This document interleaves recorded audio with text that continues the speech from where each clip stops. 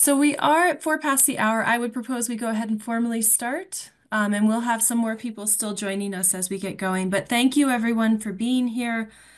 We have a really, really interesting guest today to talk with her about her incredibly important work. We have Ilona Himilova with us today, who works with the East Europe Foundation and just has extensive experience leading international advocacy at the East Europe Foundation, EEF, which is a prominent Ukrainian NGO.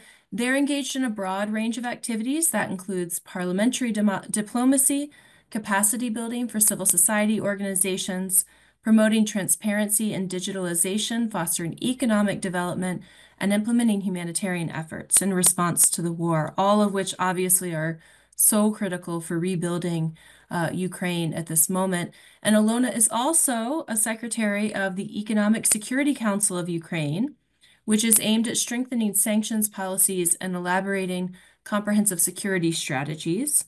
Ilona is dedicating her efforts to deprive the Russian Federation of its instruments to wage war, including in the cyber domain. And thank you for that, because that is such a vitally important area of work to be doing. So we're so grateful that you're here with us today. With all of our guests, we start out by asking, how are you doing during these really difficult times? So first of all, thank you very much for this invitation. Really a pleasure and honor to be here today. And thanks a lot for all people who joined. And thank you for your support of Ukraine. It really matters. And it's actually really felt in Kiev. So thank you very much. As of your question, I think that Ukrainians are used to answer that everything is fine despite the obstacles.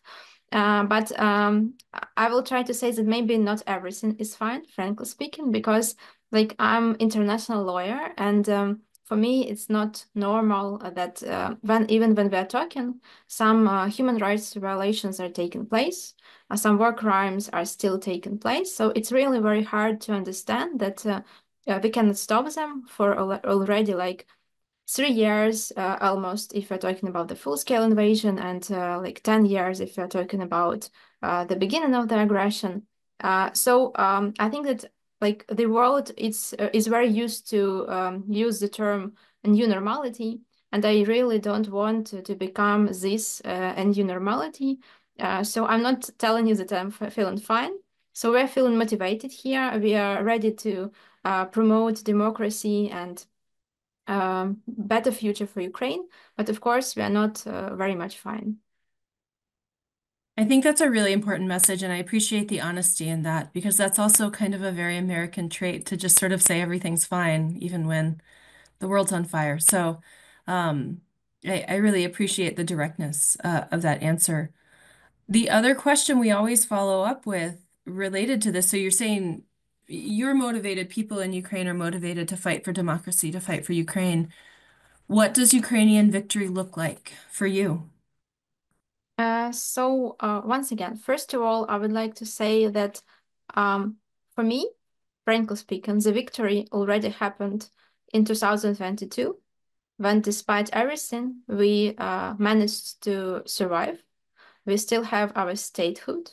And I think that everybody was very much surprised by the resistance of the people. And so I think that it was a very good year for us, very tragic, but still it was some kind of victory in the beginning. And as for the big victory, which we are talking about, I think that for me it's more about people and more about successful future of Ukraine. So it's less about territories, but more about our capacity to build a really democratic country, wherein all people want to come back, wherein we have a real good European standards of life. And also, of course, it's about our security guarantees. So I don't want to say that it's like we must be part of NATO. Okay, maybe let's discuss about it later. But still, victory, it's when the new aggression is impossible. Because if you are living in the situation when you know that tomorrow may bring you different hard times again, it's not a victory. So for me, it's really sustainable peace and also successful and pro-European Ukraine. I love how you put that about 2022 being a year of victory for Ukraine, because I don't think many people think of it that way, but that it was a combination of a tragic year and a year of victory. And I would wholeheartedly agree with that. And it sounds like what you're saying is this is like an ongoing victory for Ukraine in terms of Ukraine has shown how resilient the country is. It's maintained its statehood, and there's more to do, but that it's like an ongoing victory almost. Yeah, you are really right. And I think that, of course, we have a lot of things to do. So it's not only about aggression, it's also about building the country, renewing their institutions, some capacity building for everything, a lot of reforms, which we need both for the European integration, just for ourselves. So I think it's also part of the victory because it's not only about territories, how I said about it, it's about people being comfortable to live here and also, so I think that the biggest problem of the Russian Federation was the desire of Ukraine to live its own life, to be the part of the democratic world. So I think that victory is actually being the part of this democratic world or in all the dimensions. Right. And in that, Ukraine has already been very victorious in making it clear that they're going to be part of the democratic world and society, including in their diplomatic efforts. So, your organization, the East Europe Foundation, is really active in parliamentary diplomacy and international advocacy. So, one thing that we were hoping you would talk about is how you see Ukraine's diplomacy efforts and how you see the role of your organization, the East Europe Foundation, within those efforts. How does that make an important impact, those diplomacy efforts? I believe that diplomacy is very important for Ukraine. So it's basic because, yes, so our armed forces are fighting and doing our best to protect our country, but we also very much need international support. And to ensure this, diplomacy is crucial. Diplomacy is also crucial to show the world that we have some success stories to demonstrate that Ukraine is not only a country which is asking for help, but actually we can teach something in the world. And also we have a lot of reforms which are already ongoing or even have been already implemented. So it's all about diplomacy. I also think that we have the power to build strong international coalitions because even when we're talking about, for example, Global South, there are still countries with which we don't have very good relations, but there is the potential to build these relations. Of course, we are focused on the Western countries, and we understand that have the biggest level of success. But we also understand that we are in the position to build coalitions and to have these values which we have in Ukraine to transform them to other countries and try to work together on some common goals. But what about when we're talking about diplomacy, actually, usually we see it in a classical way. Yeah, yes, so ambassadors, embassies, etc. And I actually believe that my colleagues from the MFA are doing their best job from the very beginning. I think that our former Minister of Foreign Affairs, Dmytro Kuleba, was great doing this job. And I think that a lot of people in Ukraine are really very thankful to the ministry. But still, in East Europe Foundation, we believe that classic diplomacy is not the only answer now. That is why for many years, for example, we were working on the parliamentary diplomacy. Me personally, I'm managing a project concerning building strong relations between Verkhovna Rada of Ukraine, Ukrainian's parliament, and Bundestag.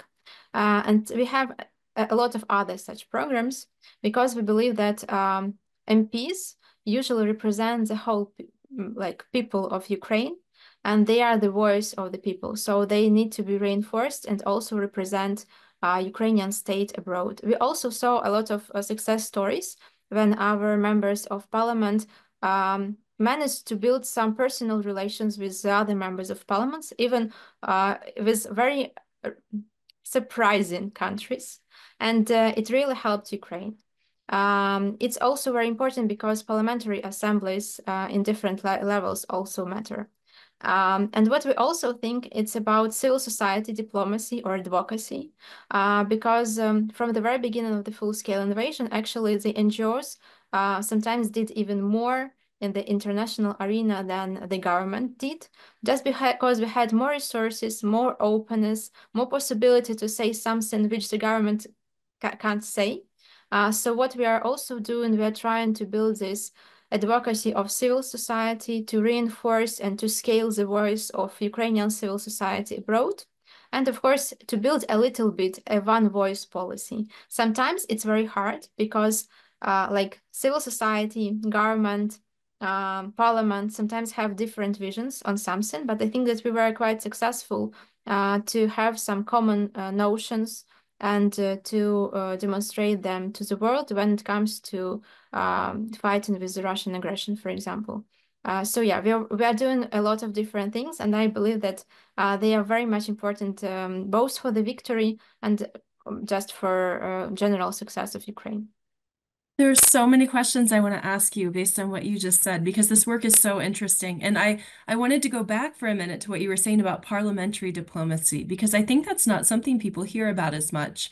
And so I was really curious about what you were saying about it used to be classical diplomacy, which I take as maybe being at the national level, diplomats who are doing high level kind of talks and meetings, to this parliamentary diplomacy where you're making connections between the Ukrainian Rada and the German Bundestag.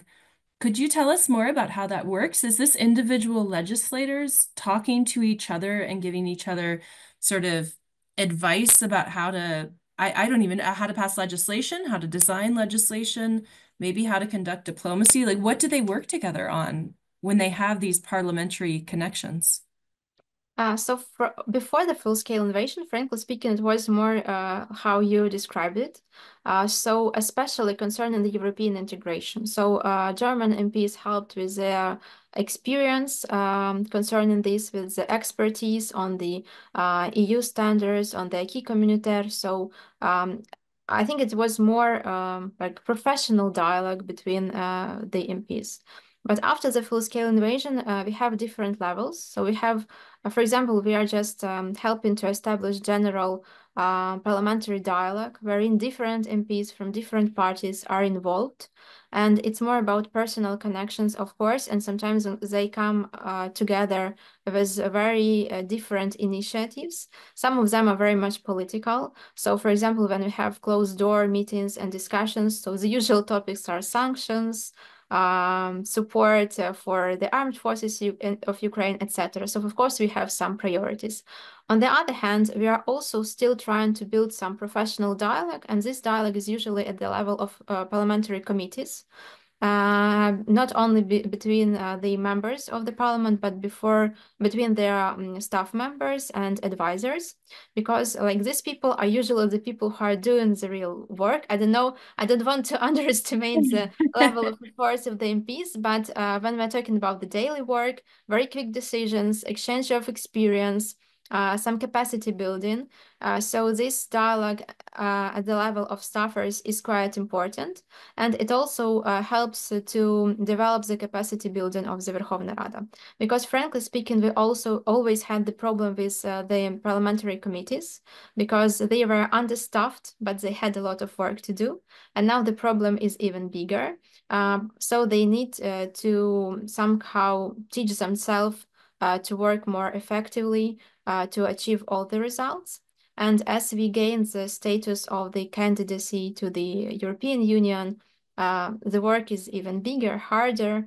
So, for example, the Committee on the European Integration of Ukraine, they have a lot of work because they need to provide their conclusions on the almost on the each law, which is regarded by the parliament.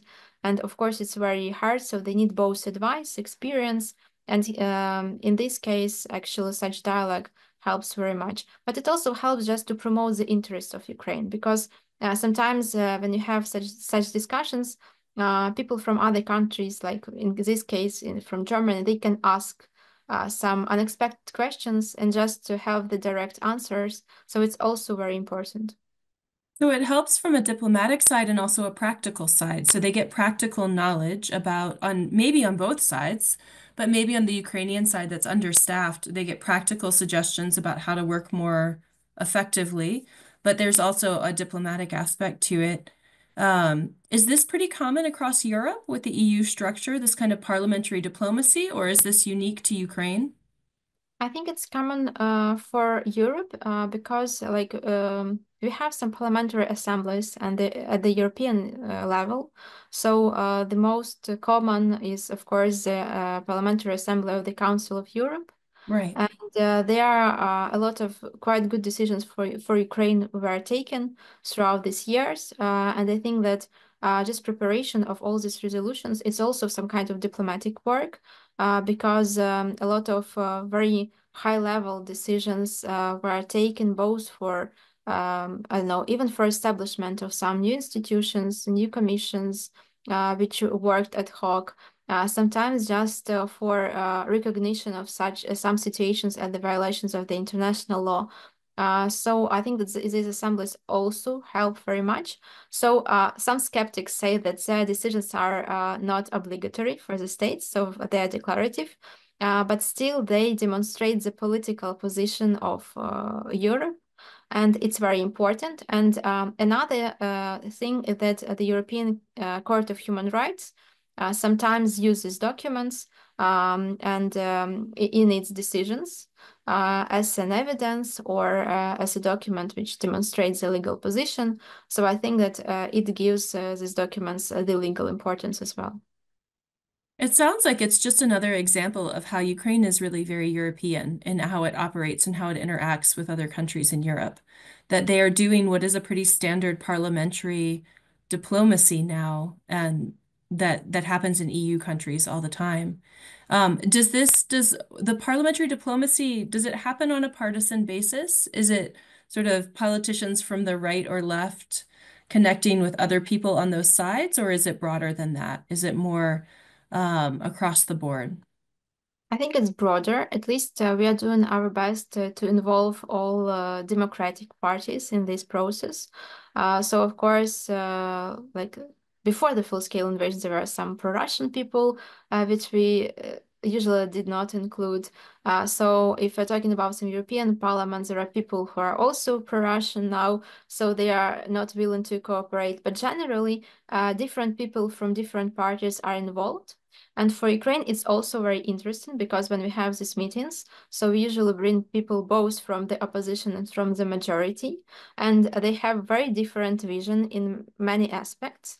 And when we are discussing, for example, I don't know, some reforms, some tax problems, they have different visions and they try to communicate. But when we're discussing some high level issues of the Russian aggression, of our integration into EU, etc., so it's very nice to see that Ukrainian MPs have very common goals and a very common position, and they are also cooperating quite good. So we had, for example, a very good like experience when after the full-scale invasion in 2022 we organized a very like quite big advocacy trip to Brussels for Ukrainian MPs. I think that the group included like 15 or 20 MPs, something like this, from different parties, and they worked like a group really great. And even people from Brussels were very much excited and surprised how they did it. Because Yeah. they said that even for some European countries, it's almost impossible that people from different parties, not from the same coalition, are so friendly to each other and are having like such common goals. But yeah, our MPs, so at least in 2022, we had this unity, and I think it also helped very much to achieve the goals which we have. Yeah. It's really a model, I think, for how legislators can work together and can work across the board, even if they're from different parties. I mean, that's really interesting to me that the Europeans were surprised that the Ukrainians from different parties were working together. And Jeff had a question related to this. He wanted to make sure I got in is, were there any surprises about who was willing to come to the table and have discussions and be engaged in this diplomacy? I think there were almost no surprises, frankly speaking, because so if you're talking about political parties, So we knew for sure who in Germany will not be very much interested, and I think that it's not a secret. Yeah. But the other, like almost all parties were engaged. So somebody was more willing to cooperate, somebody was not. Some people are more interested in some specific issues, for example, in budget questions.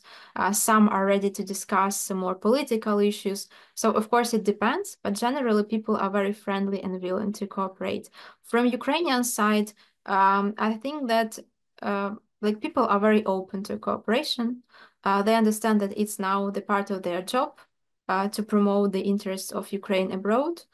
So people are very open and like happy to cooperate. Of course, we had like a problem with the possibility of MPs to travel abroad, frankly speaking. Right. So sometimes it was more about the possibility of the opposition to travel abroad, to put it in a diplomatic way, because they need like they need the permission. All the MPs need the official permission from the leadership of the Verkhovna Rada. And for some MPs, it's easier to get the permission. For some MPs, it's not so easy. But I think that now the situation is better than it was, for example, like 6 months before, let's say so. So Okay. once again, I think it's quite normal. So yeah, we have trouble sometimes, like each country, especially when we're talking about some political things. But more or less, it's normal. You were also talking about in your initial comments about civil society organizations and the initiatives with those. And I wanted to ask you about that.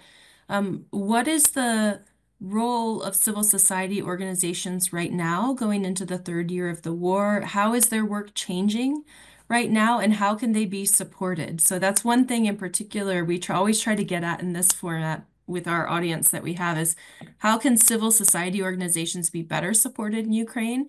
But I'm also wondering your perspective on how the work of civil society organizations is changing going into the third year of the war. So let's start from the advocacy, for example. So in 2022, I think that all NGOs were very much engaged in the advocacy efforts, and they try to do their best. But back then, I think that they needed less expertise. They just needed to be very active. When we have the third year of the aggression, you cannot just go to some international advocacy trips and repeat some very easy things like please support Ukraine because we are protecting the democratic world, etc. So you need to provide a lot of expertise and a lot of specific recommendations. So I think that in this sphere, for example, what changed is the need for very specific documents and people, what I see, the decision makers from the Western governments, they are interested in achieving these documents for Ukraine from Ukrainian NGOs. So they are quite still very much open, but they are less open to just political declarations and etc. So they really want to have a call for action, some plans. So this what changed. If you're talking about more general understanding, I think that, of course, a lot of organizations are a little bit tired because we have like the third year. Some are disappointed with the results of everything, as everybody in Ukraine. Some are demotivated. Some have troubles with their staff members. It's harder sometimes to find the financial support from international donors because, once again, it's not as easy as in 2022. This is like some negative aspects. Um, what is positive, I think that people are still doing their job. And sometimes it's really fascinating how the organizations are still working on the topics. I also believe that now we don't have some very broad divide between the government and the civil society organizations in Ukraine. So it's also very important to understand that the NGOs in Ukraine are not the classic watchdogs in the understanding of the European countries, for example, because sometimes we are doing the job of the government. Sometimes we are very much integrated in all the working groups in the preparation of the documents. So we are not just overseeing, we are preparing some policy decisions. So I believe that it's nice because like we are working as a big Ukrainian team.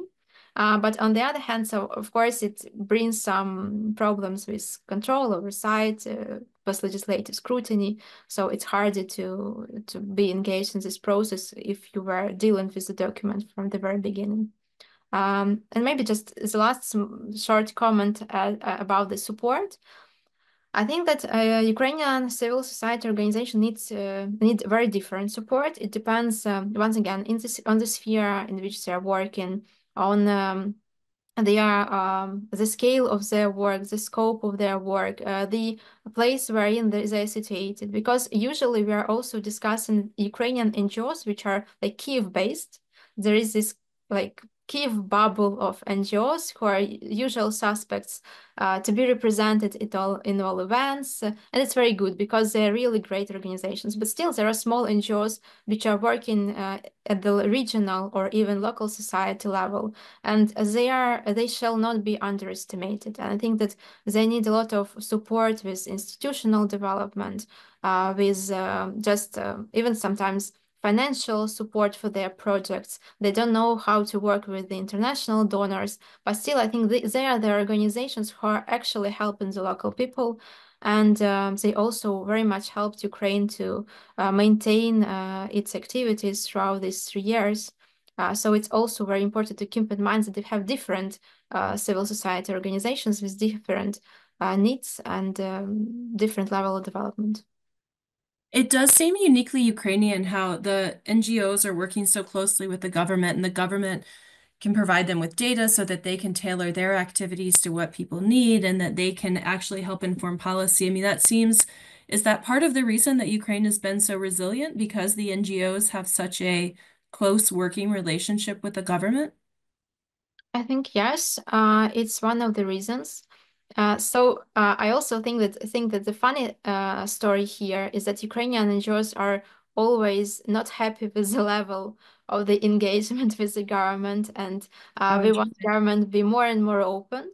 But I think so. If we are like if we compare the level of openness of Ukrainian government and the level of cooperation with NGOs with some even European government, we'll see that like the Much cooperation higher in is Ukraine. very high level. Yeah, but Right. still we want more. I think it's really a reason which helped us to survive. But of course, I also shall mention that after full-scale invasion, still some processes became more closed due to war. And I think that, of course, civil society organizations are very much engaged in some policy development, etc. But they don't have a lot of instruments sometimes to influence the public decisions. And I think that public consultations, for example, are not very common still for Ukraine. We have now a new law due to the European integration. Let's see how it will be integrated and implemented. But I think that it's still a very big part of work because informal cooperation with NGOs is one thing, and like formal legal instruments for the NGO to oversee the government is quite another thing. And I think that Right. especially during the post-war reconstruction, this more formal part will be more important, both for NGOs and for the Ukraine society in general. It strikes me as a really interesting and frankly inspiring model that you're describing in Ukraine, where the NGOs do work really closely with the government, more closely than other European countries, but they're not co-opted by the government. They're still very comfortable criticizing the government and saying when they don't think things are open enough or they don't think that they're getting the right information, they don't have enough formal say, that it's informal, but that it should be a more formalized situation. So it's both that they work well together but can criticize the government. That strikes me as kind of unique, but also, I mean, honestly, pretty democratic. Um, that you're able to work with the government pretty effectively, but also criticize the government when you don't think that it's doing the right thing. And as you mentioned, there's these complications with martial law, right, in the context of war, that things are not as open as they could be. I know that part of your work, you've mentioned the digitalization and transparency and sort of the online environment of NGOs. I was wondering if you could talk more about that and how those digital tools and transparency have changed things for governance and society in Ukraine. Has that been a big dramatic change? Has that just um, been something that's taken the back burner during the conflict? I think that it actually helped a lot. And first of all, so we are very proud that Ukraine is a very much digitalized country. So we have policies and instruments which other countries don't have. So because we are very used to say that we are importing some reforms, but when it comes to digitalization, we actually can export our new solutions to other countries. Right. Sometimes teach and to educate, it's also very important. So for example, if you see Dia, our platform wherein we have all our documents just in our smartphone. So it really helps. I think that not all countries, so almost no countries have the same in Europe. Some of them are implemented, for example, like Estonia, Poland, etc. And we very much hope that these instruments will be developed as well. So for Ukraine, it actually helped during the war, of course, because, for example, if you lost your documents, it's very nice to have them in the iPhone because it actually makes it possible for you to renew the documents, to show these documents to some officials, etc. We also have a lot, like a quite bigger level of digital services. And I think that it's very much connected with combating corruption because it's not only like combating corruption, it's making corruption impossible because if you have just a digital service, you have nobody to pay for it and nobody can ask from your side Yeah. to pay for it. So it's always a great strategy. I think that it's very important also in the sphere when we have lack of public servants and when we digitalize some services. So we need less people, and actually, it also helps to provide these services quicker. And of course, it's like instruments of electronic democracy, because, for example, we in the EF, we are developing some platforms and instruments for local communities, which they can use to decide upon some projects. For example, there was a very good project on the participatory budgets, wherein people could have voted Yeah. for some article in the budgets to show which is a more priority for this local community. So there are a lot of instruments, a lot of solutions, and all in all, I believe that it's quite good to have them because they are making the government more open, also more democratic and quicker in their decisions, just to provide the people with necessary services. And during war, of course, we also created some services which helps our military forces, and it's also very important. So, for example, if people see some, so it's not now very important now, but in 2022, for example, we could have reported about the movements of the Russian army. It was even in the Kiev region, so it Oh, was very wow. important to report where you see what. And due to these electronic instruments, it also was like safer for people because you didn't call, you didn't make some other movements, you just had this very safe application and could have sent the information. Now it also helps with the work in the occupied territories or, for example, the territories which are next to the front lines. And the basis for these digital tools and all of this, I mean, this was before the full-scale invasion. So part of the reason it could work was this was in place and being built up before 2022. Is that right? Yes, so part of this was implemented before. So, for example, EEF is working with the Ministry of Digital Transformation for many years already.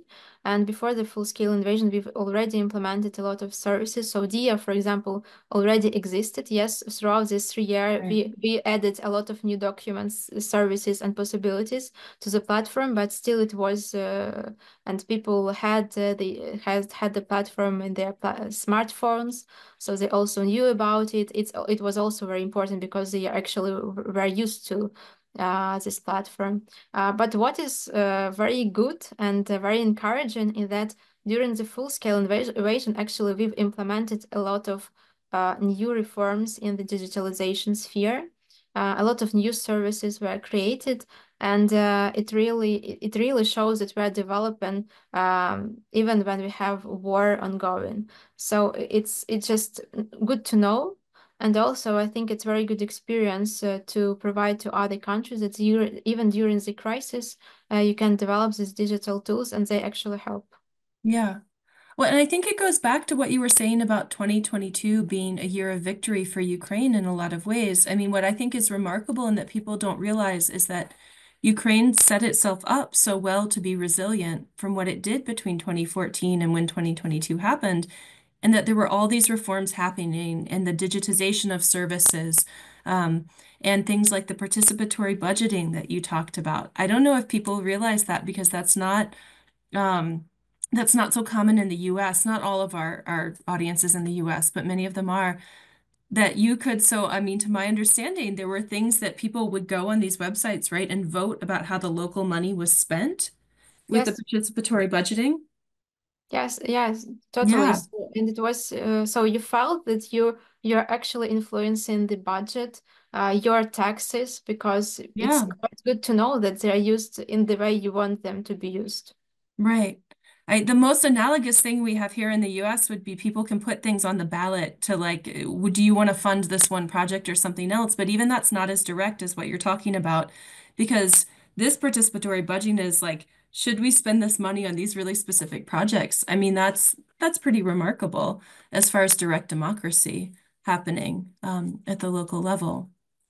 Well, so the other thing, I want to make sure our audience knows to ask any questions that they have as we're going, but I always have lots of questions, so I'll keep going for now. Um, I know that the East Europe Foundation also does a lot of work on economic development and humanitarian issues, and you had mentioned before this challenge of getting people to return to Ukraine. That there's this enormous number of people, something like 8 to 10 million, I'm not sure where the official number stands, who have left the country, who are abroad, and getting people to come back. So I wondered if you could say more about what the East Europe Foundation's doing in those arenas of economic development and also humanitarian work that might help attract people to come back to Ukraine and feel like it's safe and it's a good place to get a job and it's a good place to have a full life. So let's start with the humanitarian work. So of course, after just in 2022, we had a lot of like common humanitarian work. Yes, we just were providing humanitarian help, assistance in all spheres and sectors. I'm actually very proud of my colleagues who, during the first days of the invasion, have already been doing something to help others. And first, it was just our small initiatives, then we scaled them a lot. Then we started to provide grants to other organizations to help others, and some have scaled and scaled and scaled everything. So I think that, of course, now the situation is better generally, and government is doing everything better. We also have big international donors and humanitarian organizations who came to Ukraine. So our role is less here, but there are still some spheres wherein our role is very big. For example, humanitarian demining. And here I think that both business and civil society is very much engaged, and demining is actually a very big problem for Ukraine, for the economic development and for the recovery process. We also understand that even now, for people just to come back to some of their communities, wherein it's relatively safe, still the demining is a process which shall be done very quickly. On the other hand, there are also a lot of rules for security and personal safety. So another issue is that we just developed several online courses about this stuff. So we have a special platform. It's called Zrozumilo in the Ukrainian, with different online courses, both on some diplomatic sphere, on the economic development, on the digital security, etc. But now we also have there some humanitarian and safety courses. And what we see that people are actually attending them. There are a lot of people who are willing to watch and to understand. So even providing this information and educating people about the new challenges is very important. And as for the economic development, so we are here promoting more a human-centered approach. because of course we are not a business organization or something like this. But we are very much interested in the new economy of Ukraine, which is very much human-centered. That is why, for example, during the last Ukrainian Recovery Conference, which took place in Berlin, we organized a side event concerning the humanitarian dimension of recovery. And it was about inclusive recovery, the inclusivity. So we want to promote all these principles wherein people have their rights very much like renewed, and also building some economy which can provide a very common instruments for each person and the possibilities to build their own business. That is why, for example, small grants programs are very important, especially for some vulnerable groups, especially for veterans, just to help them to reestablish their lives. Right. My takeaway from all of this is that there's so much domestic infrastructure and sort of human capital or talent of people in Ukraine, and that Ukraine just needs some support. It doesn't need people to come in and tell it what to do, because Ukrainians know what to do to make it better. But like you were saying, I mean, to be blunt, it seems like they need money partially to do these initiatives. And but that there's so much domestic initiative already and solutions to what's going on. I mean, that's remarkable work that's still happening, considering that we're going into the third year of the war. Um, so I also wanted to make sure we talked about your work with that's related to sanctions. And the work related to depriving Russia of its tools, especially in the cyber domain, about sort of limiting Russia's power and influence. And so, what, how do you view sanctions? And how do you view them as impacting Ukraine's resilience? I mean, this is a big debate right now, and there's reporting that Russia has gotten around some of the sanctions, of course, that it's been exporting oil it's not supposed to be exporting. But what is the ongoing importance of sanctions and restricting Russia's power? So what we see from Ukrainian side is that sanctions are actually very much helping. And of course, they're not perfect, they're far from perfect, but we really need not only new sanctions, we also need the enforcement of the sanctions which were already introduced. And this is the Right, biggest problem for us now. What we also see at the Economic Security Council of Ukraine is that not all sanctions are commonly important for the battleground. So, for example, some sanctions for the luxury goods or some travel bans for the Russians, they are politically important, but they are not bringing peace closer to Ukraine. So that is why we are promoting the better implementation of those sanctions and export controls, which are important for the depriving the Russian Federation of its instruments to wage war. Because, as you know, both some components of the Russian weapons and also the machine tools which are used by the Russian Federation to produce these weapons come from the Western countries. And it's really not very good. So for me, as an international lawyer, I also understand that it's like some kind of promoting the war crimes from the Western countries because you are like providing the instruments for these crimes to be committed. And we had very sometimes difficult communication both with companies and with government representatives because we believe that companies should do better compliance. And it's also their responsibility because if we, for example, look at the um, sphere of the protection of the environment and some ecological standards, etc., companies have already taken more obligations and they are implemented, for example, know your customer rule. And in the sphere of sanctions, they are still ignoring this rule and they are trying to demonstrate that they just cannot control what they are doing. And it's not only always this way around. So we are promoting, of course, both new sanctions against some Russian military infrastructure and actors, but also we are very much promoting new political attitude to the implementation of sanctions, because avoiding sanctions, violation of sanctions is a very big problem.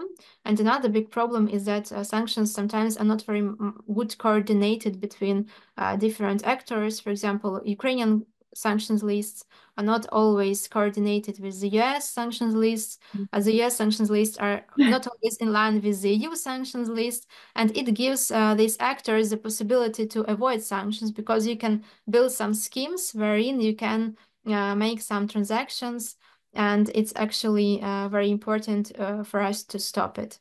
And as for the cyber dimension, which you mentioned, so here for me, it's a very important topic because it helps to demonstrate that the war of the Russian Federation is going not only against Ukraine, but also against the Western countries. Right. And it's a good domain to show that it's not only Ukrainian problem. So what we did in 2023, we analyzed the first year of the full-scale invasion, and we tried to see the correlations between different attacks of the Russian Federation, the cyber ones, the informational ones, and the conventional ones. And we saw that, for example, some missile attacks of the Russian Federation are coordinated with the cyber attacks. Especially when we're talking about the critical infrastructure of Ukraine. And this gives us the understanding that some cyber attacks can be qualified as war crimes, and that's the new concept which we want to bring to the international community. And here I think that there is a support from the International Criminal Court, and hopefully we'll move forward with these developments. But actual sanctions like cyber sanctions and sanctions against the hybrid threats are also very much important. So the EU has recently implemented a new sanctions regime against the hybrid threats of the Russian Federation. And I think that it's very good development, very important.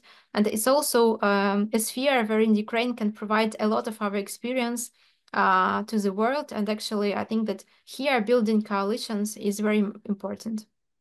Yeah.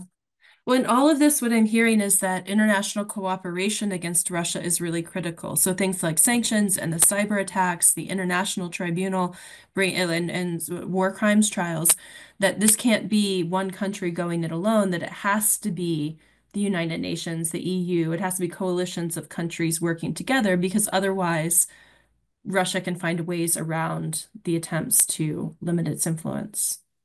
Yeah, definitely. And I think that it's the biggest challenge just to keep this democratic coalition ongoing. And Yeah, we very much hope that it will be like this. But of course, there are always some problems, and we are ready to overcome them. So we also understand that from the very beginning, some countries have their own national interests. If, for example, we're talking about sanctions, it's also right. always some part of the economic national interest, and it's normal. So I think that Yeah, we should not be too critical, because we understand that everybody has its own interests. But still, there are some humanitarian dimension of all this. Because like you started with the question whether sanctions are important or not. So yeah, my actually answer is that I really strongly believe that the more effective sanctions are, the less time of war we have.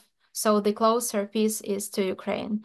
And actually, I think depriving the Russian Federation of the instruments to wage war is the easiest step to stop this aggression and to make the Russian Federation start some negotiations from more just positions. I think that's a really important point because we're not hearing as much talk about sanctions now. They're still in place, of course, but I think that's a really important point about depriving Russia of its ability to wage war. And I also think We, it's about yeah. your, sorry, yeah, Oh, no, go ahead. about your taxpayers. And I also think that this notion is not Yeah, very much popular. Not a lot of people are talking about this, but the truth is that the more sanctions are like, if we have a very effective sanctions, and if we have less time of the aggression, the taxpayers' money will be saved from the Western countries. yeah, So, and sanctions are actually much cheaper than any other form of and assistance to weapons. Ukraine. Yeah, and Yeah, if you have sanctions are cheaper. just sanctions which are very effective, which are like implemented in one time from different countries, which are really targeting the Russian Federation, then you can save a lot of money actually. So it's a good strategy. Yeah.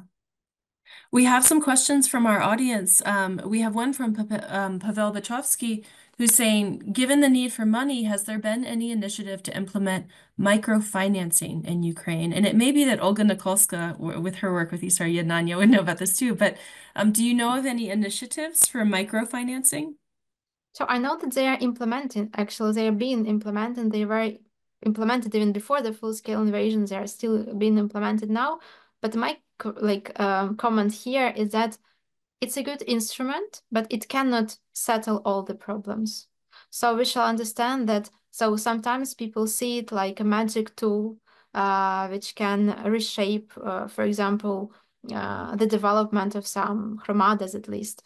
But I think that it's not like this. So it's very helpful, but it cannot substitute the other forms of the economic development and support for Ukraine. Yeah. And you've partially already answered this, but we have about 5 minutes left, and I wanted to put this to you in case there's something that we have overlooked or sort of what are the most important things going forward for Ukraine? So what is most critical for Ukraine's future and long-term resilience? I know you've mentioned things, you've mentioned sanctions. Ukraine needs continuing financial support. Um, but what and civil society organizations? So you've already brought in a lot of these things, but are there other priorities that are going to be really critical and vital for Ukraine's future and long-term resilience? So I think that it's NATO membership, frankly speaking. So it's very understandable, of course. And Right. a lot of people are talking about the EU integration, and these reforms are very important for us. But I still believe that NATO is the only solutions for us to build a long-term peace and stability, and also to build some trust of people in their future here. So it's at the first part. I believe that NATO integration is sometimes even more important than restorations and quick restoration of the territorial integrity, because you can make the first step and then decide upon the next steps of the victory or success or whatever you call it. It's like the first part. The other thing which is very important for Ukraine is to rebuild some trust in public institutions, because we talked a lot today about very good cooperation between NGOs, public sector, etc. But still we have this problem when people lack trust in people, like in the institutions. And I think that we have a new problem when Ukrainians lack trust in international institutions, because actually the UN, into some international courts, they didn't help us a lot.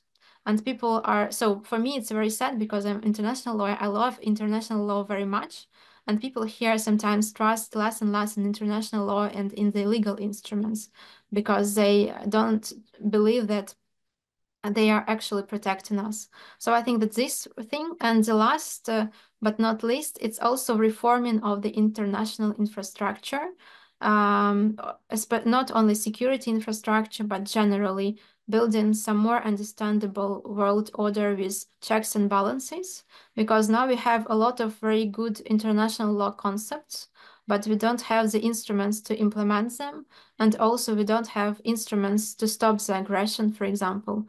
So I'm very happy, and I'm very, very thankful for all the support from the international community. But the sad truth is that, like, for the third year, nobody can do anything just to stop the aggression. Yeah. And it shall not be like this. And I believe that the Russian aggression against Ukraine shall be like a story which teaches us that we need to make some changes. And I understand that it will be very hard reforms, because we need to bring together positions of the different countries.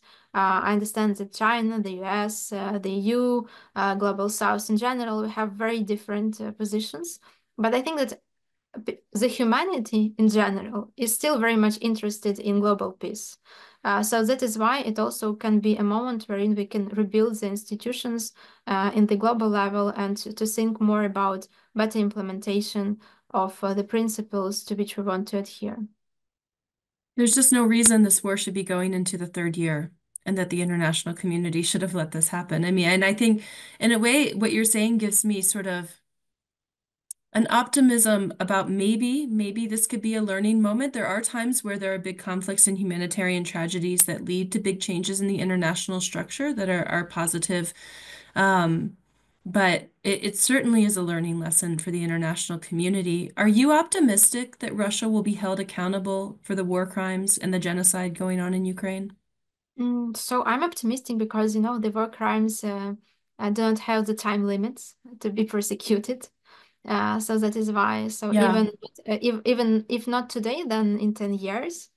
I also think that some forms of the responsibility of the Russian Federation will take place. I'm not very optimistic concerning the personal criminal responsibility of the Russian leadership. I can explain why. yeah, So I think that we can have some decisions, even of the international courts, but I don't see now the possibilities for these decisions to be really implemented. And it's also a hard truth which we shall face, unfortunately. But I think that it's not only for Ukrainian war. This problem was common for many previous conflicts, both yeah. international and civil conflicts. So it's how it goes. But still, we'll do our best to proceed with all the court decisions and legal work, because I think that even the restoration of justice in the form of some legal decisions, it's still important because it makes this decision a part of history, and also it provides people with some common ground and understanding. For Ukraine, it also will be very important because when some territories are deoccupied, we also will need to reintegrate all these people to the Ukrainian space, democratic one.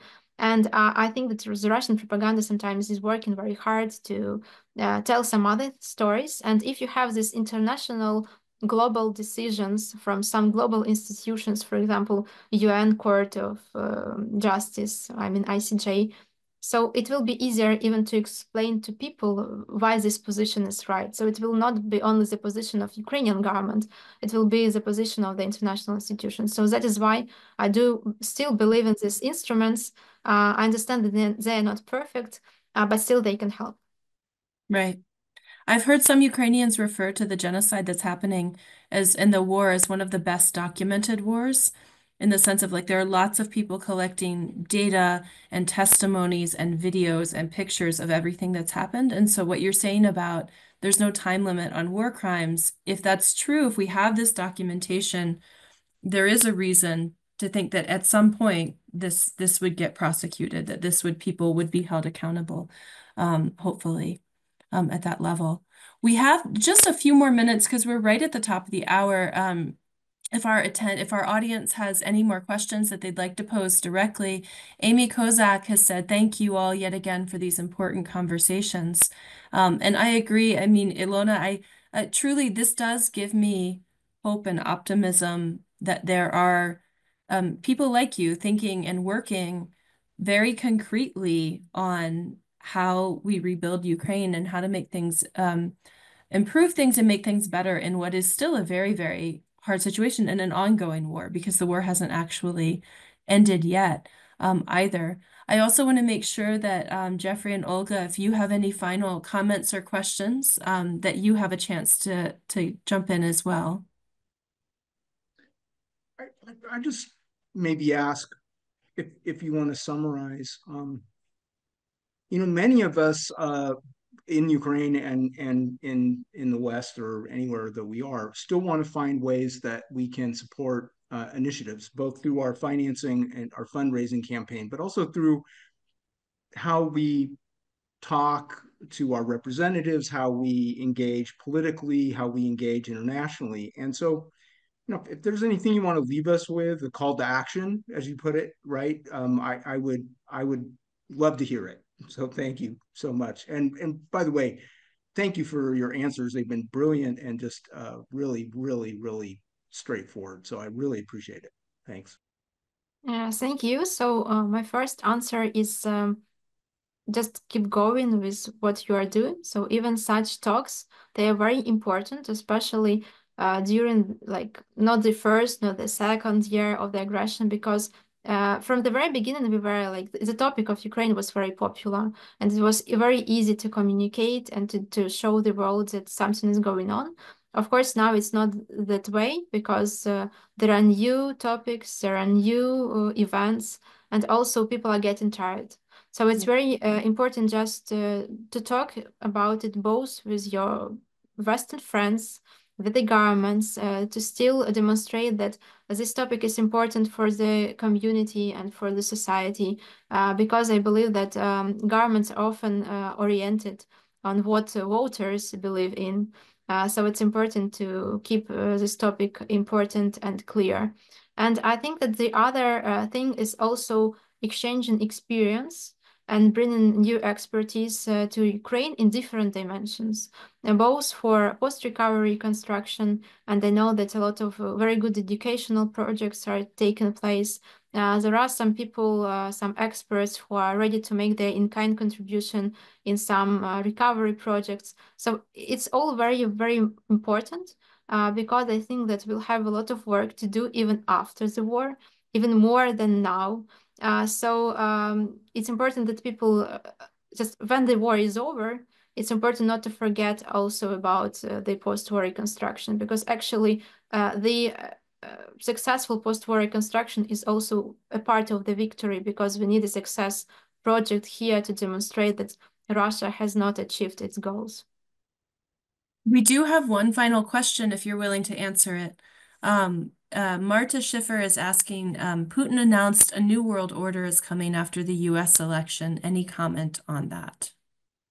No, I think that Putin will also be surprised. So I hope very much that he'll be surprised that he will not get what he wants still.